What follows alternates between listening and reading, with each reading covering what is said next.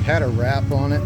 That's what all this is. This will just come right off. A little bit of cleaner and stuff.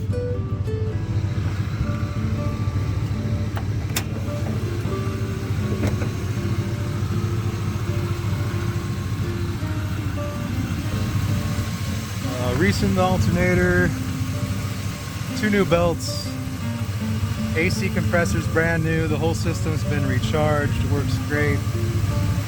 Costs a fortune to do that. New battery, less than a year old. This is all disconnected. This was, well, this is for a sub in the back that is working now. This is for some car stereo or car alarm system the guy had before me. It was doing a parasitic draw drain in the battery, so I just disconnected it, but it's all still in there.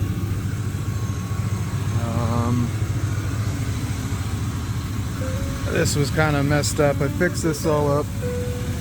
Oil changed, all gearboxes changed, transmission has been replaced according to the previous owner. And that was word from the guy he bought it from.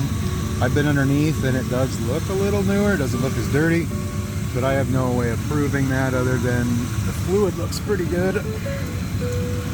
And the box itself is pretty clean.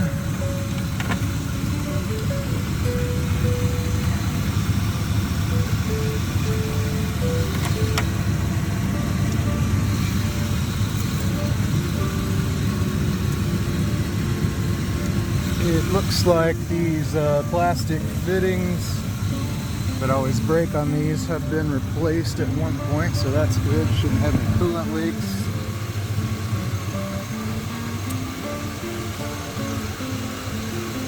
Power steering might have a slight leak to it, but not too bad.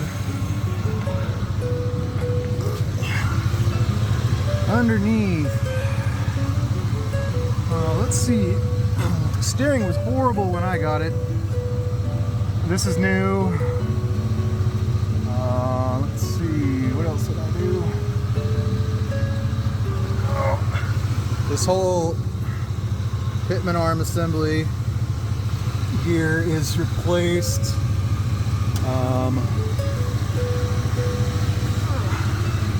Let's see, this arm's been replaced. The steering's a million times better, but it's starting to get loosened up a little bit. I think it's probably just time to do the other side. So just another tie rod in, maybe bushings, although the hubs feel pretty good. Yeah, minor seepage out of the front diff. A little bit of oil leaks, but that's not bad. Let's see if I can get the transmission. There's the transmission. So it's kind of hard to see under here, but it does look a little bit cleaner than the engine and the stuff around it. It's got some kind of Flowmaster exhaust on it or something, and a ridiculously annoying muffler. It's just too loud, too drony. I believe it's a 3-inch lift on this, just the body lift. It's got 35 tires. Let's see. Or no, excuse me. I replaced this one, not that one. So all this side, the whole passenger side, the steering is pretty much dialed in. Just got to do the driver's side now because it's starting to get worn out. But there's your new AC pulley, or AC compressor, excuse me. Costs like $250 just to fill it with the refrigerant. That's about a $250 air compressor or AC compressor. Tested it for leaks at our shop, no leaks, so we're good there. Should be good for years. Did both new belts, like I said. Looks like shocks have been done at some point. They still seem pretty good. I think it's got the torsion bar lift in the rear. It's just tweaked up a little bit. The rear, or in the front, the rear has blocks to match the front.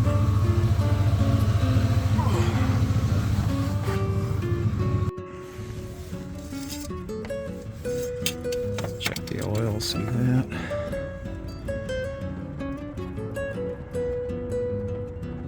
Oil's pretty good. It's not quite due for an oil change yet. I usually change it about every 3,000 to 5,000. Just took it on a trip to Utah last summer.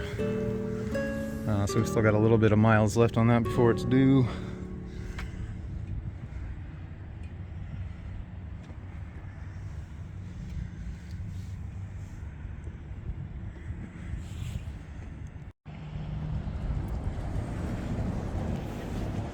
So here's the back. The stereo was in quite a state when I got this. It's kind of mostly working now. New sub, nothing fancy. It's a couple crossovers back here, a 400 watt cheap amp. We've got new cheap tweeters here.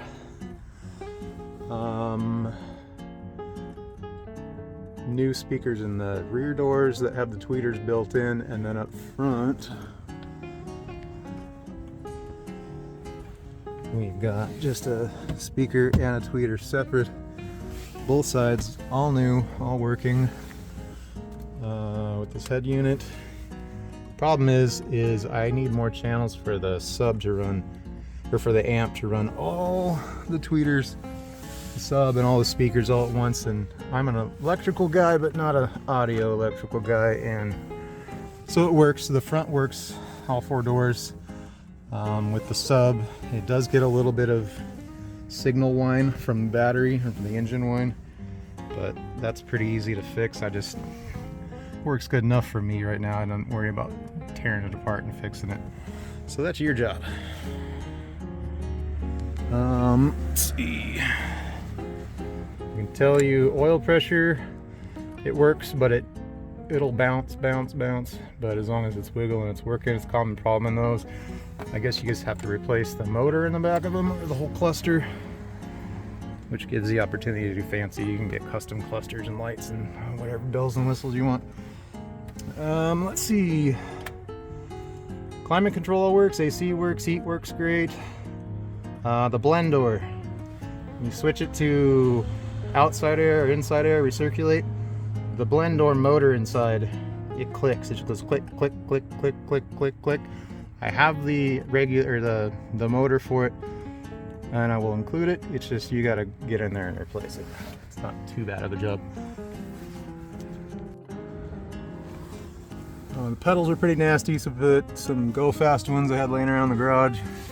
Here's some of your wiring for the stereo.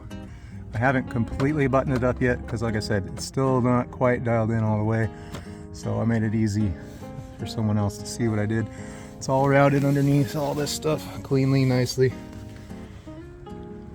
Let's see, sunroof works. All the heat and vents and everything else works. Seats both fold down.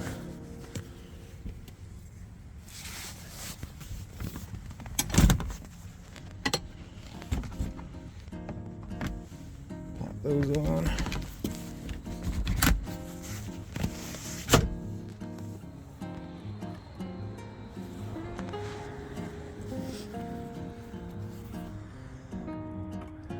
You can lay both these seats down and get like, I think it's almost 8 feet. You could put a queen size bed back here if you wanted to. Tow lights work, hitch and everything works. Let's see.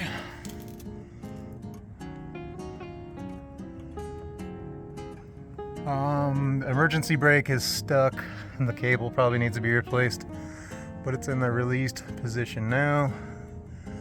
Otherwise, brakes all work pretty good.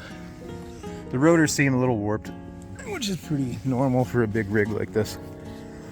So when you do brakes, it's got decent pads on it, but it is a little wobbly on heavy braking. So you'll want to do rotors, at least in the front. Let's see. So you'll notice the door cards. That one's different than this one. Those two both match the front. So this one has been replaced. It's a little off color. I do have these pieces that I haven't put back on. because you need to have them to take off the door panel, which I was doing the wiring. So like I said, that left there. The dome light's not original. From looking at it, it looks like it came originally with the DVD system in it. And I noticed that the lights in the door, like the entry lights, stay on even after you close the door for a long time. And I think that was draining my battery. I discovered on the internet that there is an issue with the wiring in here with the DVD versus just the light. That if you remove the DVD player and put the light in, it leaves something open and it draws. I've fixed that. So now I just wanted to clean it up a little nicer. But it doesn't draw the battery anymore. This will pop up and it just needs a screw and a little plastic thing. It used to have a big ugly basket on here, and it had a big light, a big bar light. That's been removed, but the wiring's still there if you wanted to add something. Yeah, I knew I could find some. Here's some of that wrap that was on the entire car. And that's what all this little glue smudge is, a little goof off. This will all come off. Oh, there's some more. There's like this weird blue, red, white, and blue camo thing, and it was on the whole thing. Luckily, someone else took it off. I didn't have to deal with that. But the paint's in pretty damn good condition because of it. There's a couple little scratches from bushes and trees, but nothing bad.